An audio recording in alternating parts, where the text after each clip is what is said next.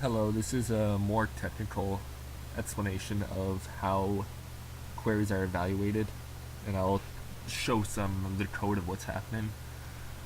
So let's thought of a query, so it's relevant to our field. Let's do computer. Let's try to find articles relating to computer science or computer engineering.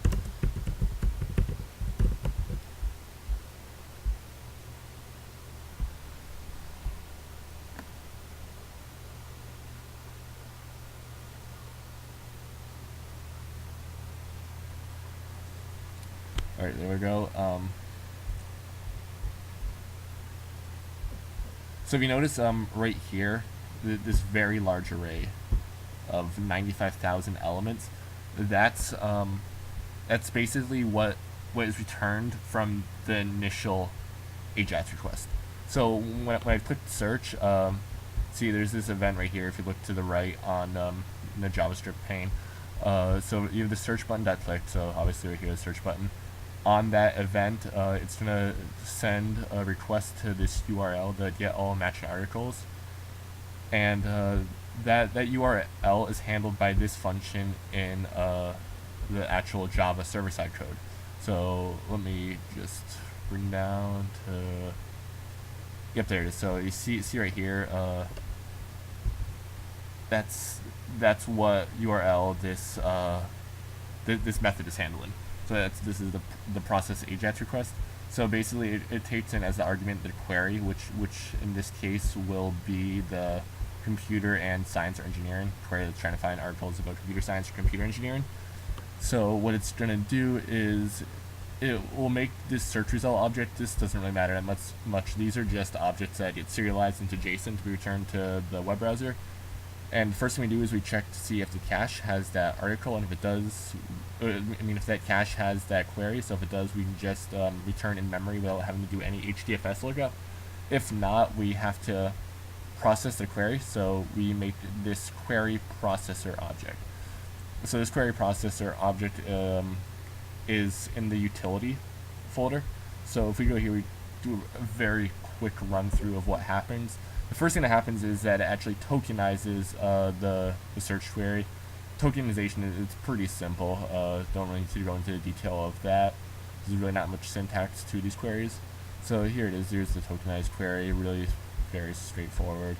What's actually cool is once the query is tokenized, then we can begin to generate the expression tree. So right here, if we have this, it returns an expression node object. So if you go right here, there's this generate parse tree method, and it goes through here and recursively generates out the parse tree. So if I go back to the actual search string or the query string, what it will do first is it looks for the operators first. So it will go through this whole string and find the operator of basically the lowest depth. So in this case, this and has depth 0. It's not nested at all, and this or has depth 1 since it is nested by, you see his parentheses right here. And again, if you re-added parentheses, the algorithm will actually stay the same. It looks for what the operator is of the basically the lowest nesting. So it's still the and will have the depth of 1, and the or will have depth of 2 in this case. It's gonna have to rerun this, but it's gonna be, it's the exact same result. So that's basically what it does. Is it will again go for the and. The computer will be the left child, and will be the root, the parent, and the right child of and will be basically another expression tree. And that expression tree will have or as the root, and then science as the left node, and engineering as the right node. And once the reason why I wanted to generate this expression tree is because you can very conveniently evaluate it. And once you have the expression tree, all you need to do is you just need to do a simple post-order traversal to analyze the query. And what happens here is that if you look at this evaluate expression tree, it's pretty big, but the general high-level idea is just a post-order traversal. And what it really does is, let me find where it handles. Yeah, so if you have like this instance of operand node, so basically when the traversal reaches an operand node, which will just be a word, so an operand, and in this case will be computer science engineering. Those are all operands. Operators obviously are and or. And when it does that, it does mapping. It does inverted index mapping.get, and that inverted index mapping.get that's using this file right here, the mapreader.java. And right now it's hard coded to use my Hadoop configuration since I'm running locally, but it's very simple. Just you look up distributed hash map on Hadoop, get that key, or look up the key, get the value, and the value is going to be the entry of the inverted index that we want. So once that's done, we do this whole post-order traversal, and it will return some sorted result, and the results at the start of the analysis of the expression tree will be our search results. So that's right here. So you look back to the JavaScript, what it'll return is this massive array of every single match and article. In reality, what this is this means that there's 95,000 articles that have the keywords computer, science, engineering. That's what it really means.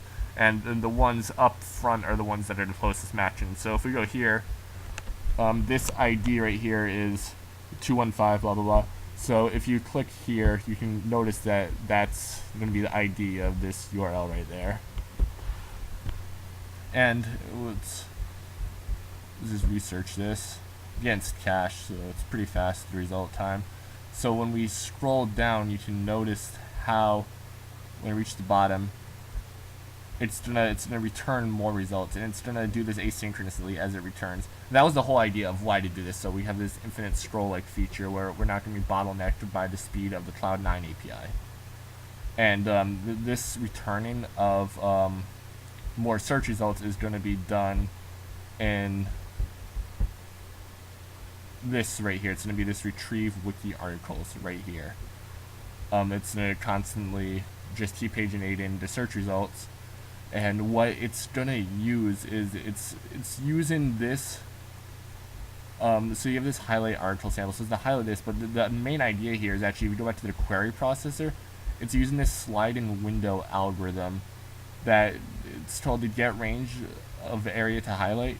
And what this does is that it uses the token positions that are stored in inverted index, and basically finds the maximum area to sample. Now, it might sound a little confusing, but it's actually pretty simple. So if you go back to the UI, notice how basically all these search results have a lot of the keywords in here. So if you go here, like all the samples are where there's the most keywords possible. And that's what that algorithm does. Again, it's in the query processor.java, and it uses these entries from the inverted index, and it finds the maximum sample area. So it's like the best possible, the optimal search preview. That's really all what it's doing. And also to do that, when you have to evaluate the expression tree, you also have to keep all the document positions when you're evaluating the expression tree. So see right here, this function merge arrays, all the document positions are in sorted order. So just merge arrays. So yeah, here's right here. So when you look at, this is for the evaluation of a binary operator, so for like the and or the ors, when it's evaluating those in the expression tree. Notice how it's going to merge the position array of all the tokens from the left child, and merge all the position arrays from the right child. It's going to merge these, and it's just like the same merge and a merge sort. It's going to keep them sorted, and because of that, because we have this sorted list of all these positions from every token, it's in the very end, when the root node is finally evaluated, you're just going to have this array of basically all the document positions for this document right here. So if you go to, say, this computer science document right here, you're going to be looking for like all the tokens of computer science and engineering, and you're going to have a whole list of all of them for that one specific document. So for let me do better. So for this document 5323, it's going to have basically a mapping to an array of all the document positions of computer, science, engineering, all of those. And it's going to search through this, and based upon those document positions, it's going to find the maximal area to preview for our search window. And that's really the core idea of this whole side of the project. that I would say that's the more complicated parts. All the rest of it's